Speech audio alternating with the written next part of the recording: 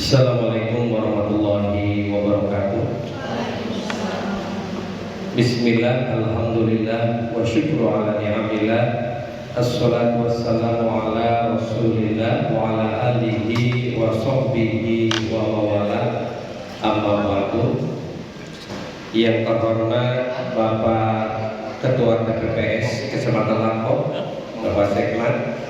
Yang terhormat Bapak Kepala Desa Tambak Reja yang sebentar lagi purna. Sebentar lagi purna Pak? Purna sebentar lagi. Berarti seminggu lagi sampai hari Jumat. Cadangnya Pak Sekda sudah nyiapkan sapi kalau dipencet perpisahan sama Kepala Desa. Alhamdulillah. Nyiapkan istri lah misalnya sapi. Bapak. Yang terhormat Bapak Babinsa, Bapak Babin Kantimas, Ibu Kasih PMD, Bapak Amir, para perangkat desa, Ibu Gizi yang memang ini tidak hanya teori gizinya, Ibu Bidan Desa, Kang Tony dari PLKB, Ibu Ketua TPPS tingkat desa, Ibu KP dan para kader Posyandu se-Desa Tambak Reja.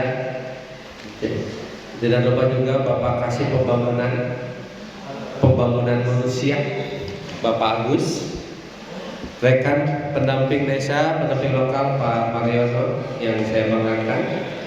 Sepertinya berat badannya meningkat.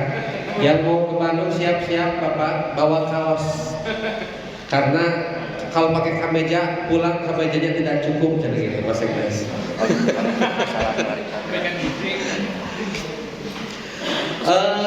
Alhamdulillah untuk Desa Tambak Reja bisa melaksanakan rebuk stunting tahun ini yang kedua. Ini ada beberapa hal. Ini belum melaksanakan rebuk Bu ya. Ini baru pembukaan. Nanti rebuk yang sebenarnya itu dipimpin oleh Ketua TPPS. Nanti ada Ketua TPPS didampingi oleh Dinas terkait stunting. Itu ada KB, ada Dinas Kesehatan. Tuh, jadi ketuanya tetap Ibu Ketua TPPS. Kalau kita mah bapak-bapak setelah selesai boleh pulang. Lapor ke panitia pulang, gitu ya. Tapi kalau dari Kang Tony, dari Dinkes nanti mendampingi tidak boleh pulang sampai tuntas memusyawarahkan, mengevaluasi pelaksanaan penanganan pencegahan stunting yang ada di Desa Tambak Reja. Bulan April kemarin kita sudah melaksanakan rebuk dan alhamdulillah sudah bertahun-tahun Desa Tambak Reja itu termasuk desa yang zero stunting. Artinya di sini keberhasilan dari berbagai pihak. Pihak pemerintahnya berarti berhasil, para kadernya pun berhasil, dinas kesehatannya pun untuk Desa Tambak Reja berhasil.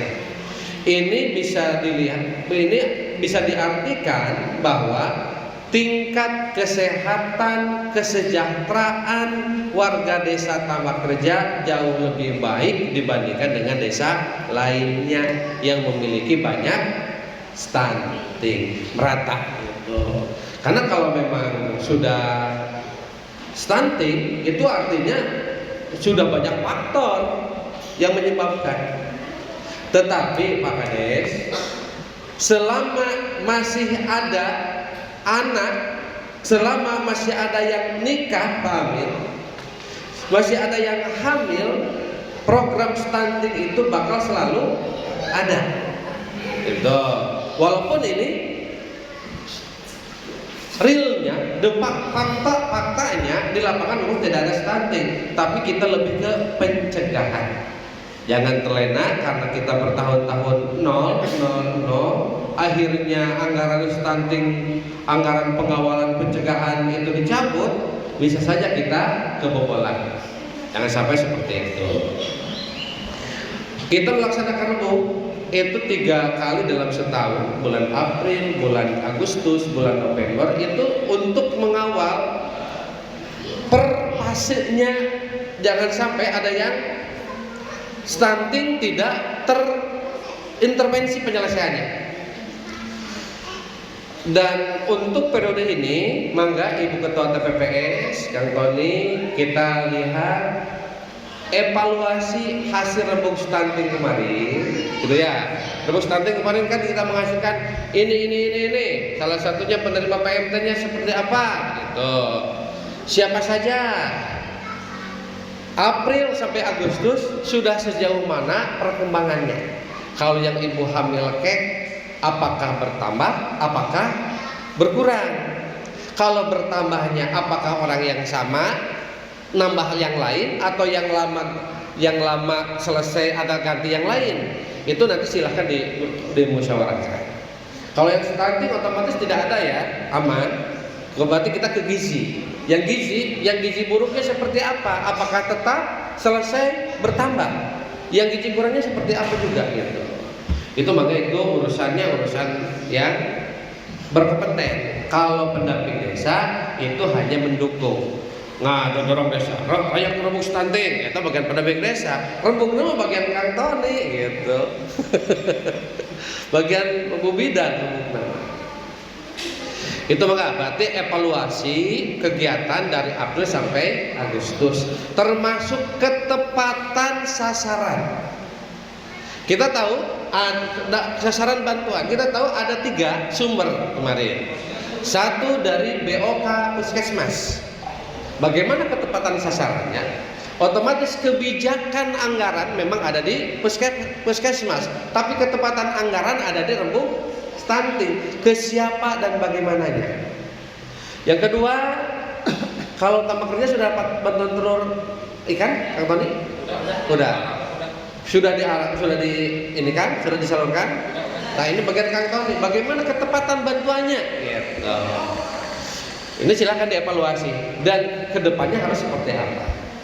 Dan yang ketiga, ini dari Kementerian Desa melalui pemerintah desa, kita ada PMT, ada 2 jenis PMT-nya ya. 1 PMT kegiatan posyandu, yang kedua PMT pencegahan penanganan stunting. Nah, ini nanti mungkin di sini saya masuk. Bagaimana PMT posyandunya? Ke pemerintah desa uangnya disalurkan tidak, gitu ya? Disalurkan dalam bentuk uang atau dalam bentuk barang. Begitupun yang untuk PMT stuntingnya oleh pemerintah desa disalurkan berapa, kayak disesuaikan. Ini fungsi pendamping dalam melaksanakan evaluasi. Bilih dina anggaran 7 juta, ternyata disalurkan 8 juta. Rugi atau pokok gitu ya. Atau sebaliknya, bilih dina anggaran 7 juta disalurkan 5 juta. Nanti itu urusan pendamping mengkoordinasikan dengan pemerintah desa apabila ada ketidaksesuaian antara anggaran dengan fakta di lapangan. Begitupun nanti kegiatan-kegiatan dari desa untuk peningkatan kadernya seperti apa, nanti kita rembukan maunya seperti apa. Cuman ini saya sedikit nih Bapak Ibu semuanya, Ibu-ibu kader, ada sedikit evaluasi dari Kementerian Desa, dari kami pendamping desa untuk pelaksanaan PMT. Kalau PMT posyandu itu silahkan sesuai apa yang sudah dilakukan. Kasihkan PMT setiap kali posyanduan. Karena dengan itu efektif untuk meningkatkan semangat para peserta posyandu untuk datang ke leres dah. Nah, itu. Adapun misal anggaran kurang, mangga tinggal diserah gitu nya hareoskeun ka Pasekdes atau kepala desa. Tapi bukan untuk tahun sekarang, tapi untuk tahun depan. Tapi untuk PMT pencegahan penanganan stunting, mudah-mudahan di desa Tambak Kerja masih ada anggarannya. Masih ada kok? Masih utuh? Ya sudah ada terpakai. Itu ada yang masih sama seperti yang puskesmas, tapi polanya ada yang dirubah, Bu, Pak. Kalau kemarin jiplek duplikat apa yang dilakukan oleh puskesmas, kita mendukung yang tidak terintervensi oleh puskesmas. Ketika kalau kemarin kan dari 10 sasaran hasil rembuk, misal oleh puskesmas 8, oleh berarti sisanya ada 2 oleh desa. Menu dan lain-lainnya itu disesuaikan dengan ikut dengan yang puskesmas. Karena situ bunya, ketika puskesmas ngasih tahu, desa pun ngasih tahu. Puskesmas ngasih jengkol, desa pun ngasih. Misal atau mungkin atau bilang kawaii masih jengkol. Tapi ternyata ini tidak untuk mempengaruhi hasil yang puskesmas ya. Ini silahkan, karena setiap dinas, setiap sumber anggaran memiliki aturannya masing-masing.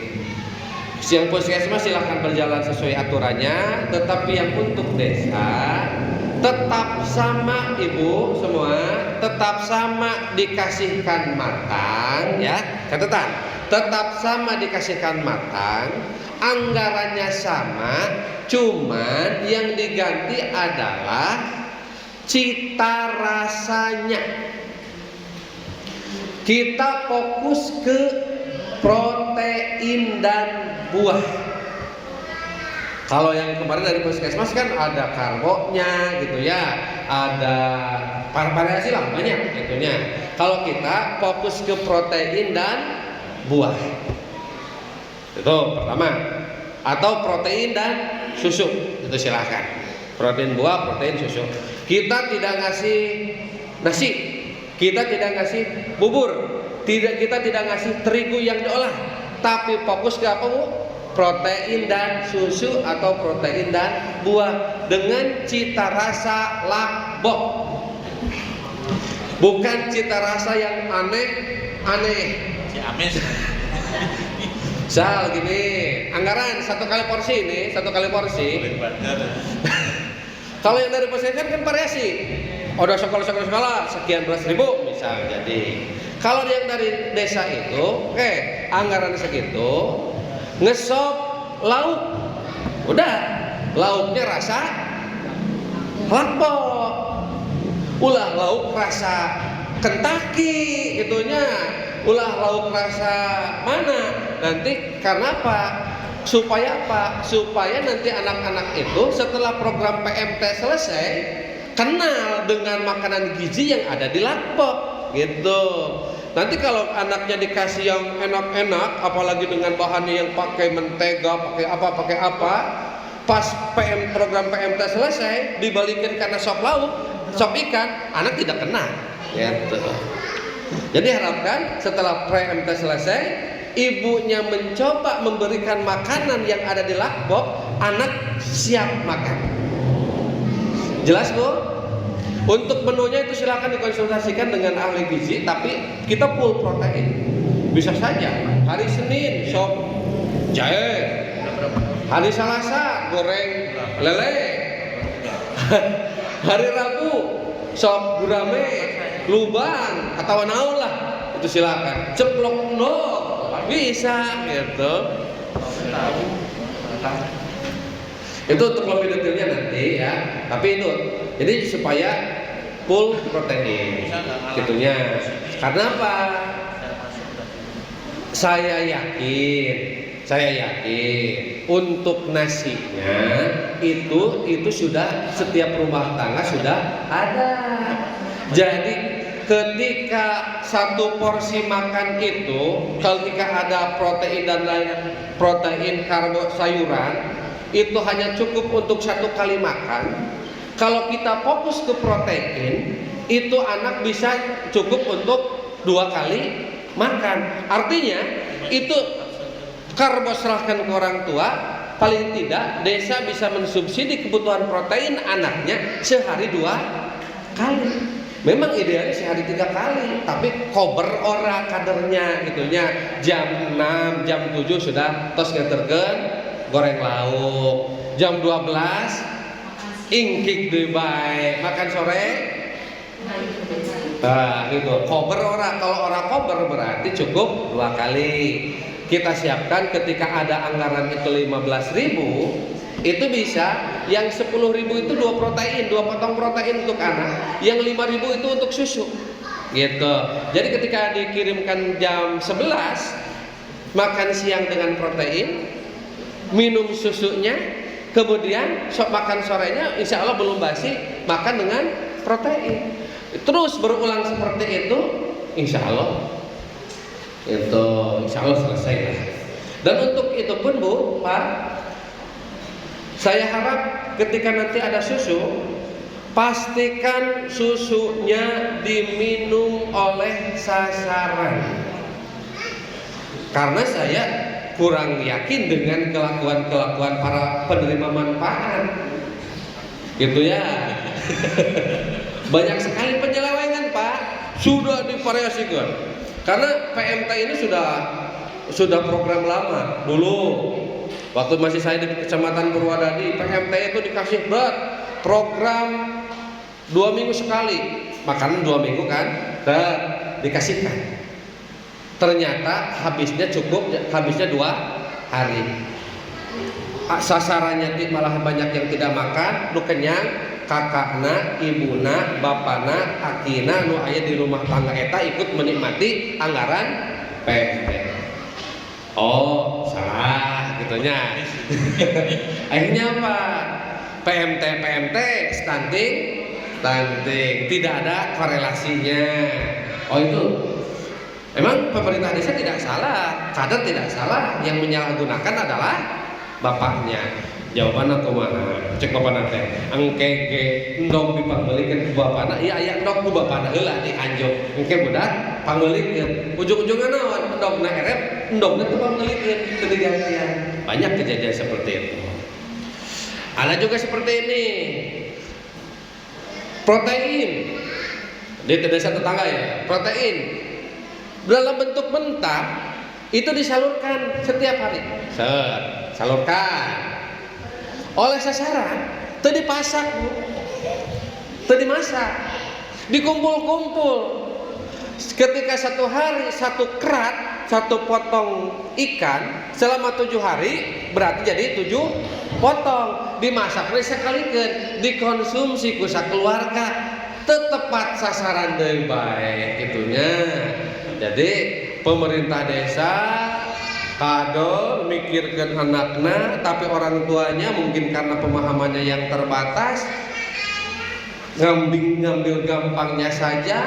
Apalagi anaknya tidak suka ikan, akhirnya apa? Dimasak, disekaliguskan, dikonsumsi satu keluarga, sasaran tetap tidak makan ikan.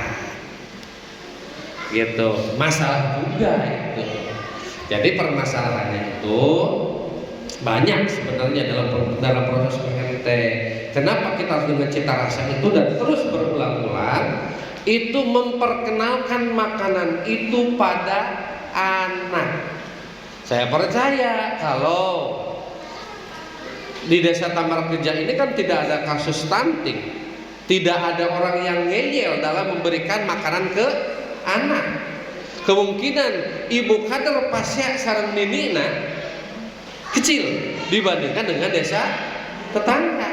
Kalau saya di desa lain mendampingi, datang berkunjung ke salah satu rumah, malah dicerekan, ngirim dahareun teh nu kieu lain dahareun budak anu kieu mah. Padahal eta teh naon? Aya endog, aya lauk, aya daging ayam, dianggap lain dahareun budak. Apa itu bukan sesuatu yang mengerikan? Karena awalnya bukan karena permasalahan ekonomi, tapi karena permasalahan otak, pemikiran yang ada di keluarga. Sebesar sebanyak apapun harta benda, kekuatan ekonomi keluarga, seberapa besar kekuatan keluarga mampu membeli ikan, membeli daging, tapi pemahaman keluarganya tidak merasa protein itu penting untuk anak, maka protein itu tidak akan nyampe ke dalam perut anak. Betul. Insya Allah, karena kalau ditangkap aja tidak sebegitu parah, gitu ya. Karena memang alhamdulillah warisan dari kepala desa lama itu pemberdayaan itu sangat gitu ya, sangat diutamakan. Pak kemarin Pak Almarhum Pak Nurudin, pemberdayaan untuk kesehatan seperti ini memang warisan yang lumayan. Dia 3 periode.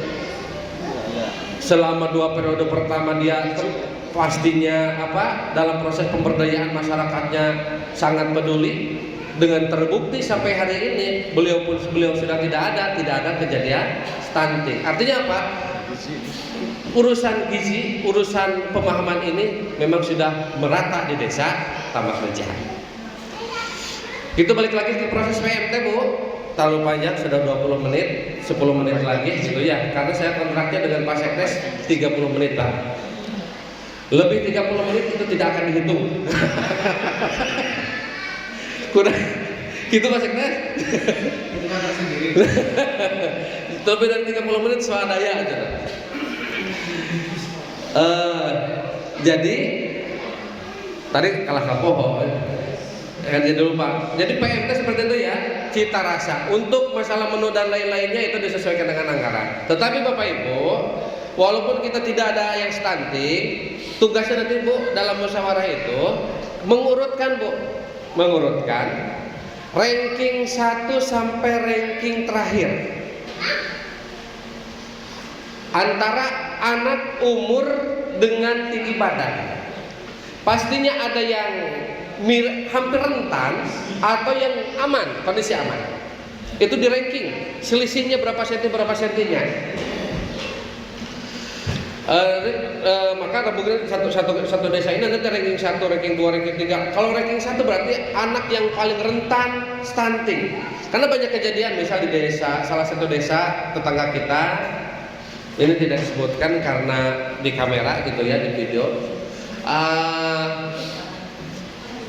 Rebuk stunting di bulan April aman. Tapi ternyata kadar-kadar pengukuran standar, alat ukur tidak ada yang berubah, gitu ya. Tetapi dari April, Mei, Juni, Juli, di bulan Juli pengukuran umur anak meningkat terus, tinggi badannya tetap. Akhirnya Pak masuk ke stunting. Ya, itu. Jadi kan itu selalu perbandingan kan, antara kalau stunting itu antara naiknya bertambahnya umur dengan tinggi badan. Ketika tinggi badannya macet, misal anak usia 2 tahun macet terus 2 tahun tinggi badan, hari umur maka terus berjalan, selama hidup umur terus berjalan, jadi bisa jadi stunting. Nah, nanti diurutkan Bu ya, dari ranking 1 sampai ranking terakhir anak itu siapa saja. Ranking 1 yang paling prioritas. Nanti lah dari ranking 1 sampai ranking berapa nanti dikonsultasikan dengan bidan desa, dari KB dan dari gizi, kira-kira sampai berapa orang yang perlu diintervensi pencegahan stuntingnya. Karena bisa saja ketika umur sekian, misal saya tidak tahu umur berapa tahun harus tinggi badan berapa. Misal begini aja, umur 18 bulan, tinggi badan 105 cm misal, itu garis standar. Ternyata ada anak yang umur 18 bulan tinggi 105 cm, berarti dia pas-pasan. Ketika nambah umur 2 bulan, 3 bulan ke depan, tinggi badannya tidak naik, dia masuk ke status, di laporan gizinya langsung ke status stunting. Nah, yang seperti itu yang perlu diintervensi PMT. Jadi silahkan puskesmas fokusnya ke gizi, tapi desa fokusnya ke stunting. Itu Bu Mary ya. Puskesmas memang mengintervensi yang gizi buruk, gizi kurang. Bisa saja yang gizi buruk tapi tinggi badannya aman. Tapi bisa saja yang gizinya aman, tinggi badannya bermasalah. Kita fokus ke yang tinggi badannya bermasalah. Jadi makanya fokusnya kita ke protein. Walaupun anaknya gendut. Nah, tinggal nyali ranya gitu. Dan panggendutnya habis Pak Babinsa. Bisa saja anaknya gendut tapi tinggi badannya bermasalah. Menurut ilmu kegizian di puskesmas itu aman, tapi menurut ilmu Kang Tony TKP eta teh stunting. Nah, kita fokus ke stunting untuk pemberian PMT. Itu silakan musyawarah karena sudah 24 menit gitu ya. Sebentar lagi nanti silakan setelah ditutup saya tidak akan ikut keluar, nanti mendampingi di pinggir karena pendamping desa itu tugasnya di samping Pak, tentunya bukan di tengah-tengah. Silakan rebuk mangga gendu-gendu rasa curhat. Nanti setelah ini Bu Pak, setelah di ranking, nanti Bu Meli sudah menyiapkan format. Nih ada format tuh putih. Itu nanti ibu-ibu kader menelusuri ke rumah, gitu ya, ke rumah-rumah warga yang dianggap rentan. Isiannya ada di Bu Meli. Ini untuk apa Pak? Bu, nanti untuk laporan di rembuk stunting bulan November.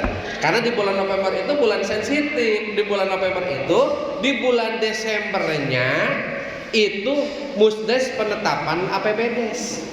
Jadi rembuk stunting bulan November itu bakal menentukan siapa yang berhak mendapatkan PMT di tahun 2025. Itu rembuk stuntingnya di bulan November, makanya dilaksanakan di bulan November. Di Desembernya ada penetapan APBDes. Supaya apa?